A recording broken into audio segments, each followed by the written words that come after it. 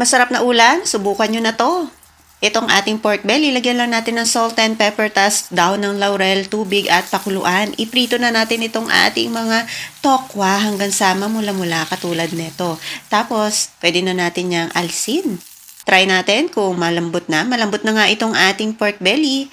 Patuluin lang natin yung tubig tapos pwede na natin itong i-grill pan dito sa ating grilling pan. Hindi ko na pala nilagyan ng mantika yan dahil lalabas na ang talagang mantika niyan dahil meron yan taba-taba. Hiwa-hiwain natin na maliliit. Ayan. So ilagay na natin dito sa ating kawali. Lagay na rin natin yung pritong tokwa, pipino, bell pepper, sibuyas. Hiwa-hiwalay natin yung sibuyas at halu-haluin na natin yan. Para sa ating sukan sausawan, ilalagay ko na lang ang link kung saan nyo makikita ang ating recipe.